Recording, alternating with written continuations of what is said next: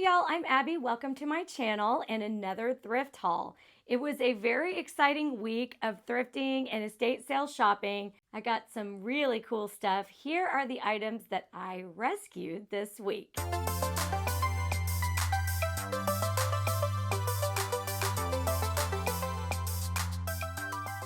Starting with the ever popular Cabbage Patch Kid.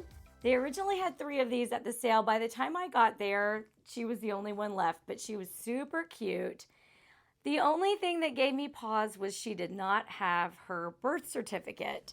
So she still doesn't have a birth certificate, but the homeowner assured me that she is new. She hasn't been played with. She just didn't have her birth certificate. He said he has all the paperwork in a file somewhere, but they were in the process of moving and he wasn't exactly sure if he could put his hands on it. So he took my phone number. Supposedly he's going to call me if he gets the birth certificate, but for now, we don't have a name for this girl. Future Abby here with an update. Our guy Randy actually did come through with the birth certificate. So now we know that this doll's name is Florence Ethelyn. So here is her original birth certificate. Actually, this is not the one that she came with. She would have come with a birth certificate, which Randy here put in the mail to the Cabbage Patch Kids, Babyland General. If you mailed them in, they would send you back an official adoption certificate with your name on it. And so there we have it. And looks like Randy signed it and his mom, I'm presumably his mom, on April 4th, 1984. So super nice guy. And I was actually kind of shocked that he found this and contacted me. That was really cool. So thank you, Randy. Now we know her actual name, and this adoption certificate will go along with the doll whenever she finds her forever home through my Etsy shop.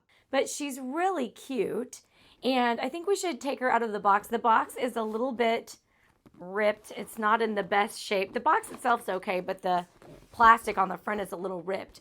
But I definitely want to take her out so that we can get a closer look. Remember, you open them from the bottom. Whoop! She just fell right out. She was no longer twisty tied into the box, but she is indeed perfect. And the thing I love about her are her little freckles. I don't think I have any dolls that have freckles. She's my first freckle-faced girl. She has green eyes like me, which I also love. Can you tell? I'm already getting attached to her. I do think I'll sell her. I'll probably list her. I did just sell my red-haired Cabbage Patch Kid this week, so that was exciting. But it was kind of hard to see her go. I've been enjoying seeing her in my office. Safe travels.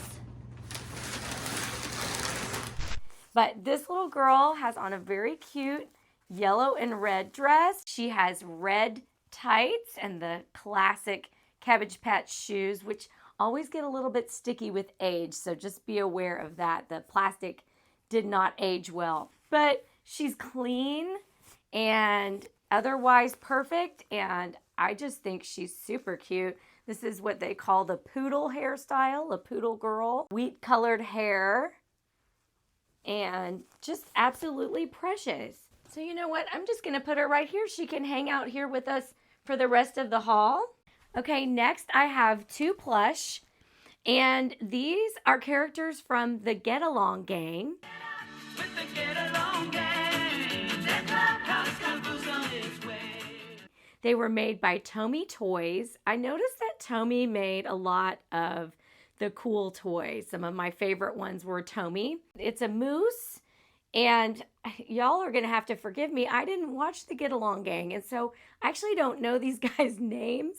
And I'm really not even sure what kind of animal this one is supposed to be. So, hey y'all, Future Abby here. I just wanted to pop in and let you know I did a little bit more research on the Getalong Gang. And this character is actually a girl, and her name is Portia the Porcupine. I also learned that one of the artists that developed the Getalong Gang was none other than Muriel Farion, who you might remember from Strawberry Shortcake and also Care Bears. I have met her. I've talked to you guys about that before. She is delightful, so I wanted to be sure and give her credit for also creating these lovely characters. And I also discovered that Portia here should have some red ribbons in her hair. Okay, so I found a listing for this doll, and it's actually still in the box. And originally she would have had these red ribbons. So I made a trip to Hobby Lobby to find some ribbon that I think will work so that we can put her ribbons back in her hair so she'll look more like a little girl. She also would have had roller skates, which are super cute, but unfortunately we don't have those.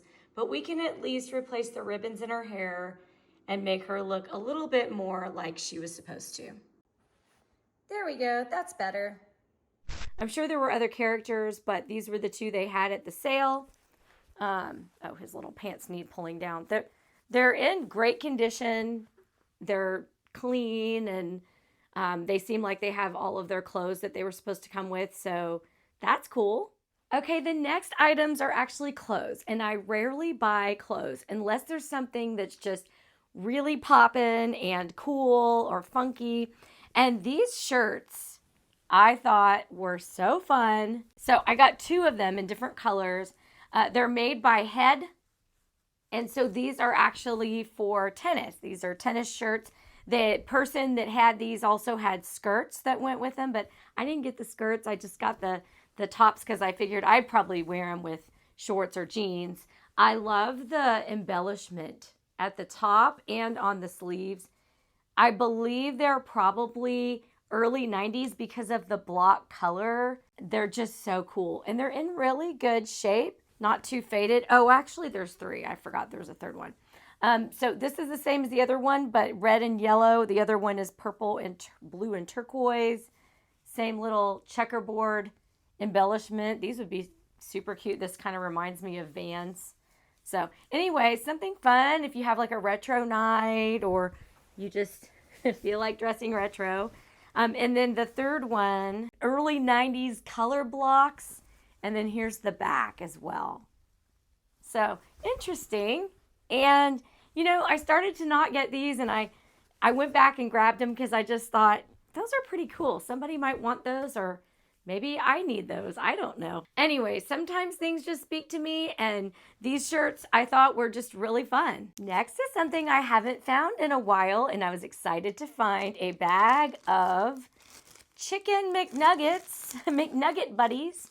This is the one I was most excited for. This is from the Halloween collection, the little ghost. So these are like little costumes that go over top of the nugget. Has a little cat, a little black cat, little ghost costume. Oh my gosh.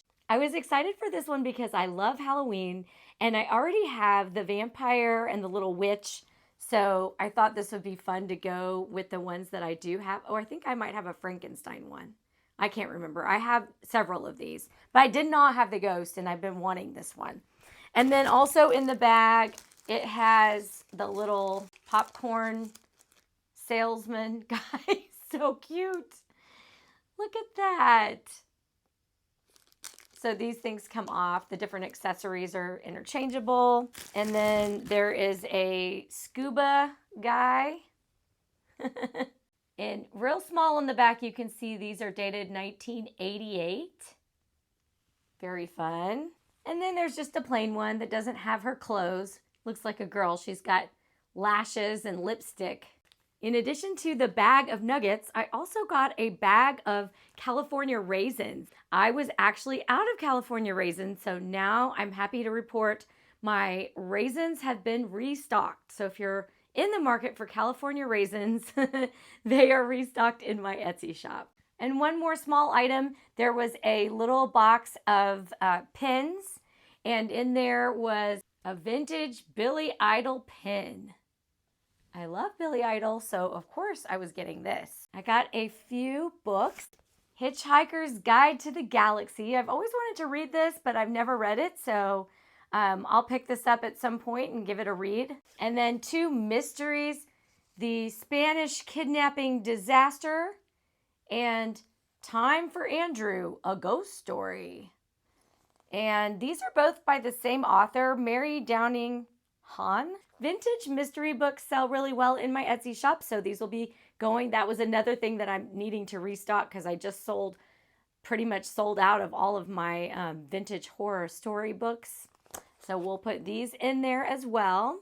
And then I got some coloring books. And this one house had some really cool ones. I got a Rainbow Bright. It's a dot maze coloring book. And, you know, when you get coloring books, they're usually partially colored. But that doesn't bother me so much. The pictures are super cute. And the artwork is what we're after. Maybe somebody will want this even though it's partly used. It's really cool. And then there's a Hot Wheels one. Some of the pictures are colored, but that's okay. And on the back, they have this cool guide to some of the collectible cars. And this book is dated 1978. So these were some of the popular cars in 1978. So I thought that was kind of fun. This last one's really cool. Do you guys remember Paint with Water?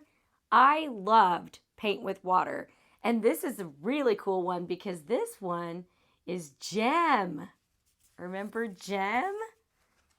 So fun. Now some of them have been painted, but some of them have not been painted. You can tell. So here's what it looks like before you paint it. And then you put the water on there with your paintbrush and it magically, the colors appear. So I thought that was a really fun find. And look at the old Target tag, you guys, 89 cents. Bargain. I did get a few records this month. I got Midnight Star. Keith and I loved them on the 80s cruise. They were really, really nice, and they put on an incredible show. And so their most famous song, and what this album is named after, No Parking on the Dance Floor. Remember that one?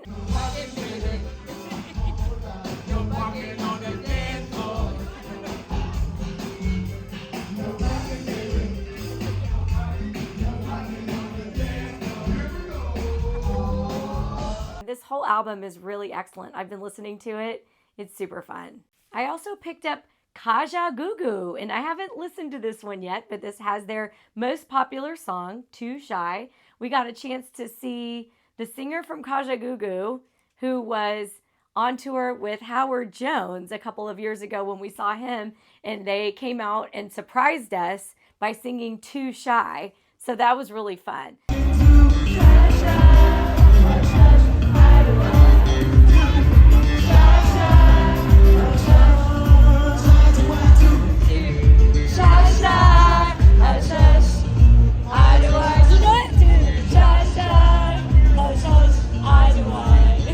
So I was excited to get this. I haven't listened to it yet, like I mentioned, but here's this cool picture of them from the 80s.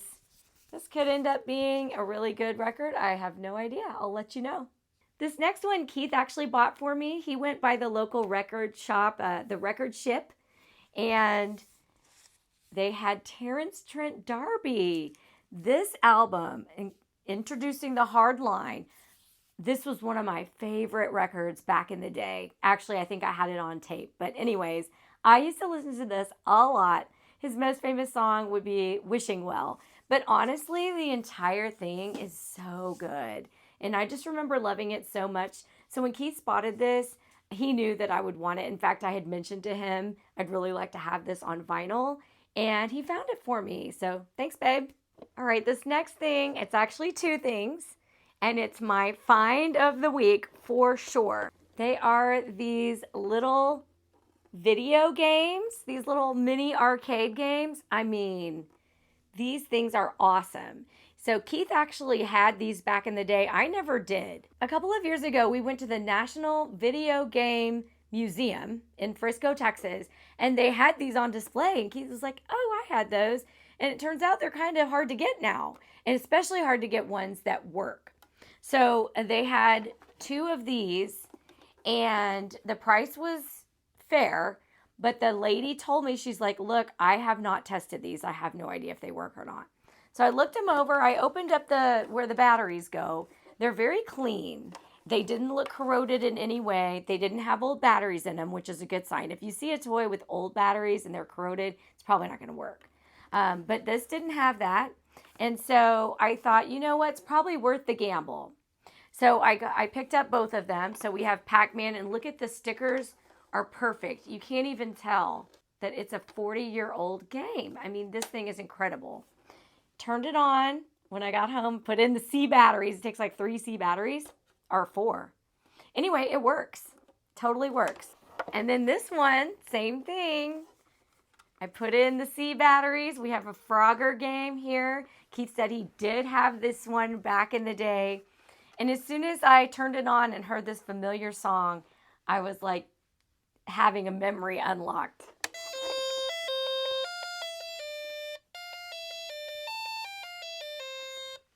Okay, who remembers that? My camera's not picking up the video very well on the phone, so it looks like it's blinking. It's definitely a hard game. Oh, I died. It's definitely a difficult game. It's just as hard as I remember. But I was so excited that it actually works. So these 2 mini games were a very exciting find.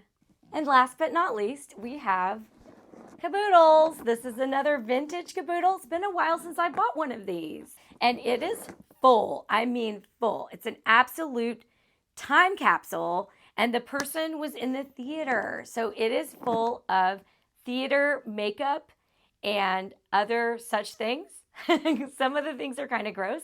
I'm not going to tell you what's in it because I want you to watch my other video that I made where I showed you exactly what it was, and we took everything out and we're going to clean it. So I will refer you to that video to see what is inside this and watch its transformation, because even though it's in great condition, it's pretty dirty. So we're going to clean it. I'll show you the results and you can watch that video right here. Thanks so much for joining me today, and I'll see you next time. Bye, y'all.